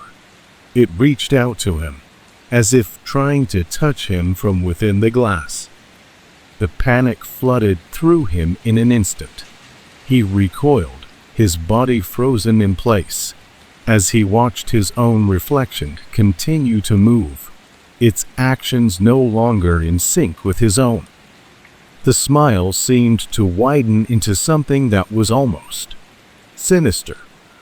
He blinked rapidly, his pulse hammering in his chest, hoping to shake the image, to reset whatever was happening. But when he opened his eyes, the reflection returned to normal. It was him again. His exact movements. His exact expressions. The smile was gone. His reflection was now mimicking his every move, just as it should. Darren stood there, staring at the mirror in stunned silence. His breath was shallow, his hands trembling slightly. Had he imagined it? He took another step back, looking at the mirror from a different angle. It was still the same. His reflection was just like it always had been. There was nothing unusual about it now. No strange movements, no unsettling smile. But the feeling in his chest, the tightness that clung to him, wouldn't dissipate. The rest of the day passed uneventfully, or at least on the surface it did. Darren went through the motions of his daily routine, trying to focus on work, on meetings, on emails, but the image of the mirror haunted him. Every time he thought about it, the smile came rushing back. It had felt real. The reflection had been too vivid, too detailed. It wasn't just a strange trick of the light or a momentary lapse in perception. It had felt like his own reflection had somehow become something else. That night, Darren couldn't sleep. He tossed and turned in bed, his mind spinning. The image of the smiling reflection refused to fade. What had he seen? He kept asking himself over and over, was it a dream? A hallucination? Or had he truly witnessed something else? He couldn't stop thinking about it. The next morning, as the first rays of sunlight filtered through the curtains, Darren hesitated in front of his bathroom mirror. He was about to get ready for work, just like the day before, but the memory of the strange smile still hung in the air like an oppressive fog. He stood there for a moment, staring at his reflection, waiting. The silence in the room seemed to stretch on forever, until he couldn't stand it anymore. He reached for the sink, his fingers brushing the cool ceramic as he leaned in closer to the mirror. The reflection was just as it always was, his own face staring back at him, calm, focused, and composed. Nothing was different. No smile, no mocking grin. His expression mirrored his own movements exactly. Darren exhaled, a small sense of relief washing over him. Maybe he had just been overtired. Maybe he'd imagined the whole thing, or it had been some sort of fleeting, temporary moment of confusion. But as he stood there, his hand resting on the sink, something caught his eye, a movement just beyond his reflection. He jerked his head to the side, but nothing was there. His eyes darted back to the mirror. The room behind him was still empty. But his reflection, it hadn't moved. His own image was frozen, but it was still there, smiling at him. Darren's stomach twisted. He blinked again, harder this time, and the reflection returned to normal. His own face, just as it should be, staring back at him. But the unease, the feeling that something was terribly wrong, settled deeper within him. Later that day, Darren found himself walking through the crowded streets of the city, trying to distract himself from the strange event that had shaken him. He stopped at a coffee shop for a quick break, ordering his usual cup of espresso. As he waited, his gaze wandered to the small mirror behind the counter. He stared at his reflection, trying to find some kind of reassurance. But as his eyes met his own in the mirror, a chill crept up his spine. There was something different about the way his reflection looked at him. Something that felt almost like a secret, a smirk. Darren turned quickly, his heart pounding in his chest. Was it happening again? Was the reflection trying to speak to him, to show him something? But when he glanced back at the mirror, everything was just as it should be. His reflection was still neutral, as it always was. Still, the strange feeling lingered. Darren couldn't shake the unsettling sensation that somehow, somewhere, his reflection was more than just a reflection. Was it him staring back at him? Or had something else, something sinister, started to seep through the cracks of his own reality? He would never know for sure. But one thing was certain. He could no longer look at his mirror the same way. What if it wasn't just glass? What if it was something more? What if, just for a moment, his reflection had been trying to tell him something beyond the surface of his own reflection? As Darren walked away from the coffee shop, he glanced over his shoulder, half expecting to see something strange lurking in the glass. The reflection in the window remained still, calm, and empty. But the questions in his mind refused to let him go. The missing time. Sophie had always prided herself on her punctuality and attention to detail. Her life was a carefully organized series of tasks, from the time she woke up in the morning to the time she went to bed at night. Whether at work or in her personal life, everything had its place, and everything was done at its appointed time. She never ran late. She never missed a deadline, and she always knew exactly where she was in the span of the day. Time was something she had always managed with a firm grasp. On this particular afternoon, Sophie was working in her office, sitting at her desk, and tapping away at her keyboard. Her focus was entirely absorbed in a report she was preparing for an upcoming presentation. The clock on the wall ticked steadily, a comforting presence in the background. Outside, the world was quiet, the hum of traffic muffled by the glass windows. The sunlight filtered through, casting soft patterns on the walls and adding a sense of calm to the otherwise mundane office space. She glanced up at the clock briefly, noting the time, 2:47 p.m. She made a mental note to take a break in 15 minutes, maybe stretch her legs or grab a coffee. 15 minutes. Just enough time to finish up a few more paragraphs. It was the routine she followed every day, a rhythm that had become second nature to her. But when she looked up again, her heart skipped a beat. The clock now read 3:15 p.m. She froze, staring at the numbers in disbelief. What had happened? 15 minutes had passed. She was certain of it. Sophie glanced back at her phone, hoping to see some kind of confirmation or error on the time display. But there it was, 3:15 p.m., just as the clock read. Panic settled in her chest, though she tried to push it down. Maybe the clock was malfunctioning, or maybe it was just a trick of her mind. She checked her phone again, but it displayed the same time. She had only looked away for a few moments. She hadn't even moved from her desk.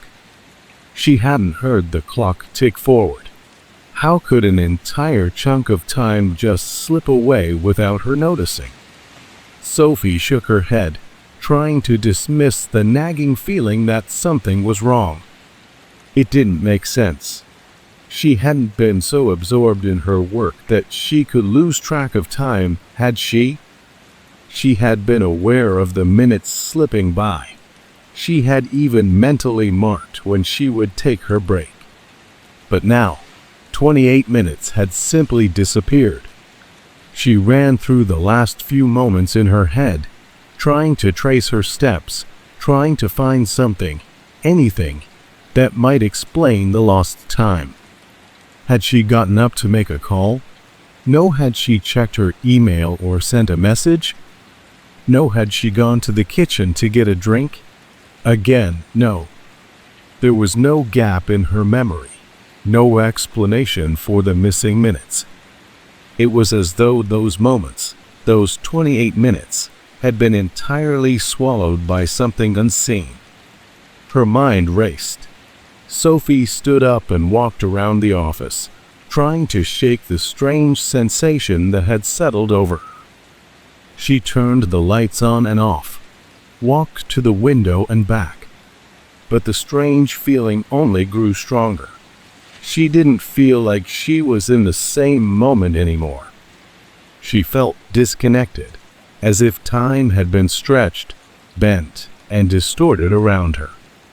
It was as though she had been pulled out of reality, suspended for a brief moment, and then dropped back in without warning. Sophie tried to focus on her work again, but the questions kept creeping back. She couldn't stop thinking about those missing minutes. Had someone interfered with her perception of time? And if it had happened once, what was stopping it from happening again? Would time slip away from her again, leaving her wondering where it had gone, or worse, when it would happen? She tried to push the thoughts aside, but the more she tried to concentrate on her report, the more the questions pressed on her mind. Every time she glanced at the clock, she felt a slight discomfort. It was as though she could never trust the time again. Was the clock accurate? Was her phone showing the real time? Was she being manipulated somehow, as though reality itself was glitching, letting the moments slip away unnoticed? The more Sophie thought about it, the more she realized that there was no concrete answer. There was no logical explanation. Her routine had been flawless, and yet the time had disappeared. And that feeling, the feeling that something had been erased from her memory, hadn't gone away. It lingered, like a shadow hanging over her mind, something she couldn't quite touch, but couldn't ignore either. The day passed in a blur of activity, but the missing time still haunted her. She tried to talk to her colleagues about it, but they all looked at her like she was overthinking things. Maybe you were just too focused on your report, one of them suggested, chuckling. You probably just lost track of time. Sophie tried to laugh it off, but the words didn't help. They didn't explain anything. As the evening approached, Sophie found herself growing more and more anxious. Could something have interfered with her perception of time? Or had her mind, exhausted from weeks of tight deadlines, simply started to play tricks on her? Had she lost those minutes to fatigue, or had they been stolen from her? The thought of it gnawed at her, pulling her deeper into a spiral of doubt and confusion. That night, as she lay in bed, unable to sleep, Sophie thought about the missing time once again. She kept replaying the events over and over in her mind, trying to make sense of it all. She had been sitting there at her desk, thinking about her break, and then nothing. It was as if the moments had been erased, wiped from her memory, like they had never happened. Was it possible? Could something be tampering with time itself?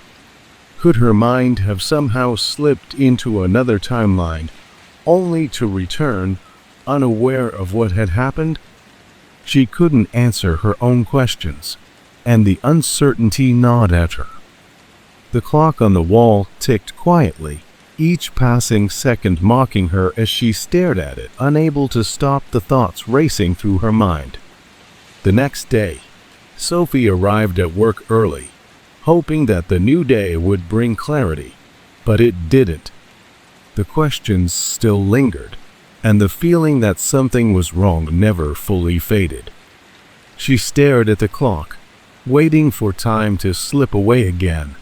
But it didn't. The minutes passed normally, one after another, predictable and steady. But Sophie couldn't stop wondering. Was it just a glitch in her perception? Or was there something deeper at play? What if time wasn't as solid as she thought? What if it could be manipulated, distorted, just like that? She couldn't shake the feeling that, somehow, the rules of reality had bent around her, and that she had glimpsed something that wasn't meant to be seen. Every time she glanced at the clock from then on, she wondered, would she be able to trust it again? Would she ever know the truth about the missing time? Sophie knew one thing for certain: time, as she had always understood it, was no longer as certain as it once seemed. And that uncertainty, that subtle fear that reality itself could shift, stayed with her every day after that. The repeated conversation. Jack had always been a creature of habit. He lived his life with a kind of quiet precision, a daily rhythm that brought comfort and order. He woke up at the same time every morning, made his coffee exactly the same way, and drove the same route to work. His lunch breaks were spent in the same park, and every evening, he would unwind with the same book or show.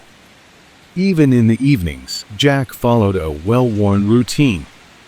There was something reassuring about knowing what was coming next.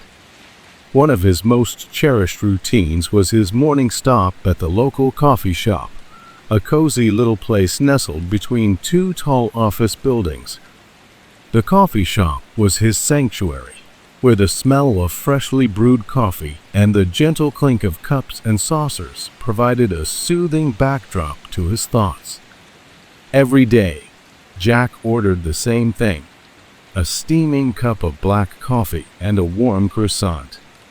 He always sat in the same spot by the window, a corner seat that allowed him to watch the world go by as he sipped his drink, easing into the day. That particular morning, as Jack settled into his seat with his cup of coffee, something caught his attention. A man was sitting at the table next to him, engaged in an animated conversation with his friend.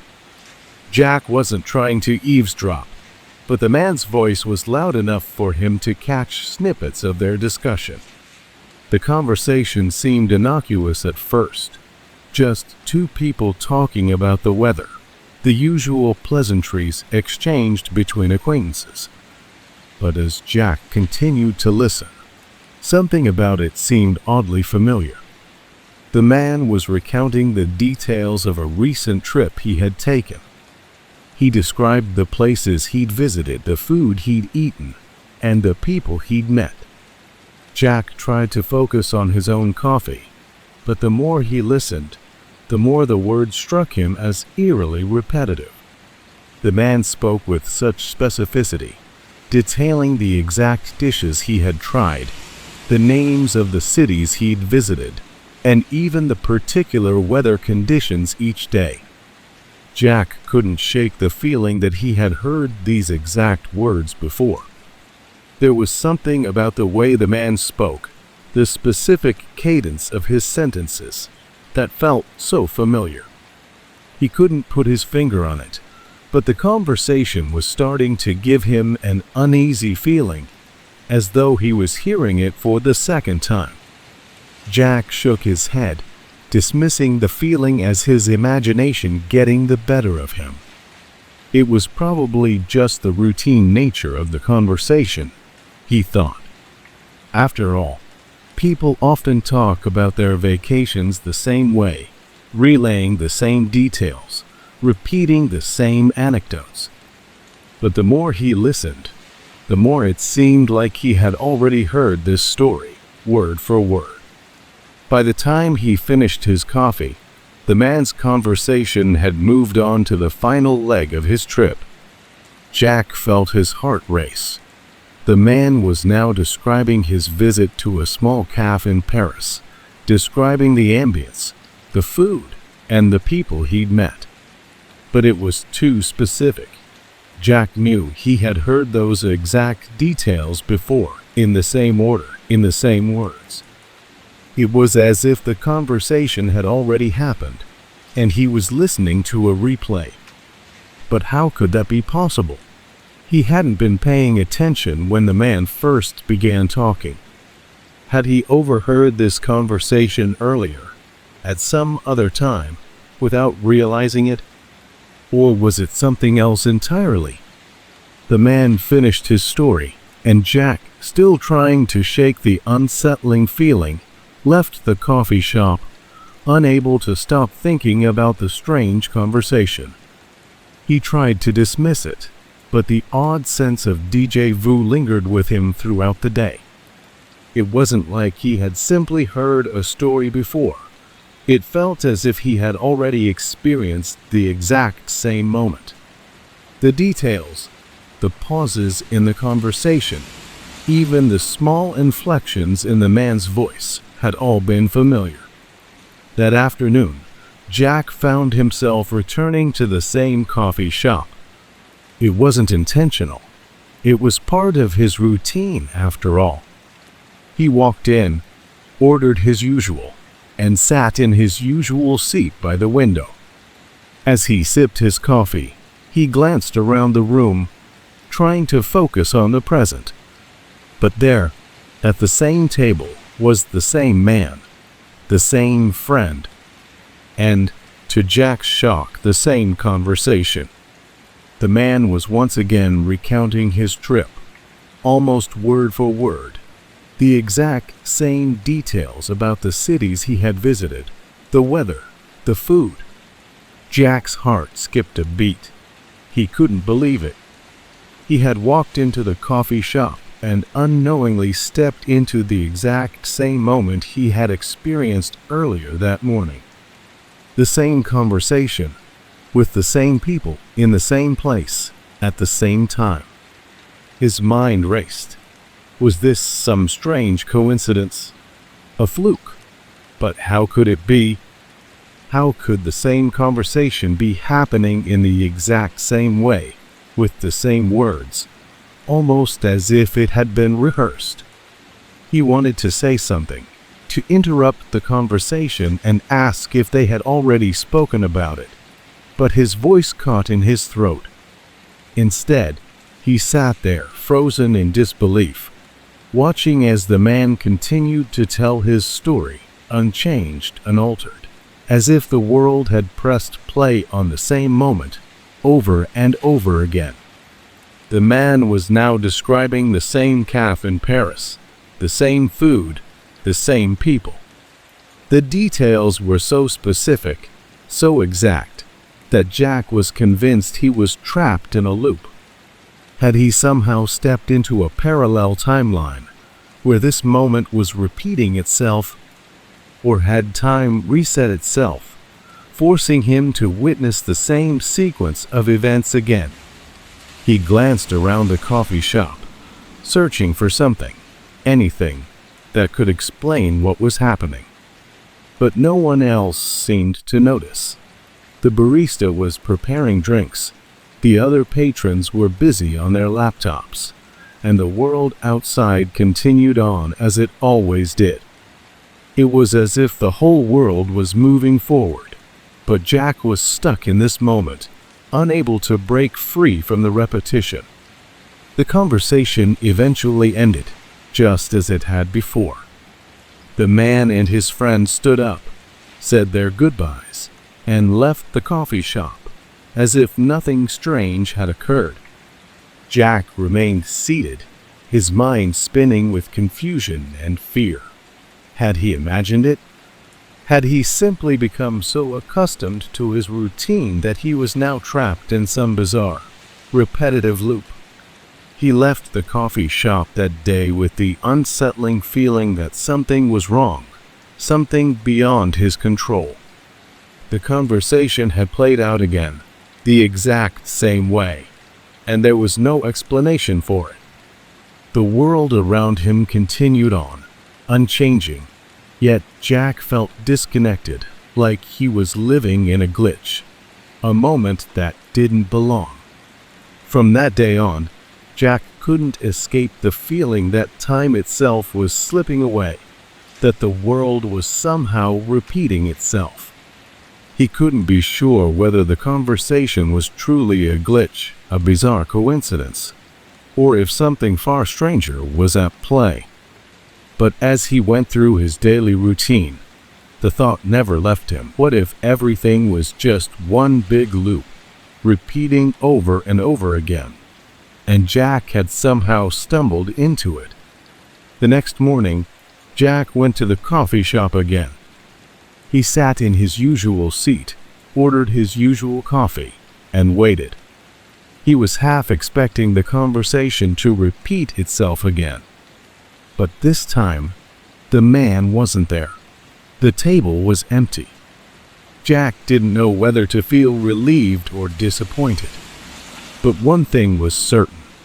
The world felt a little less predictable now.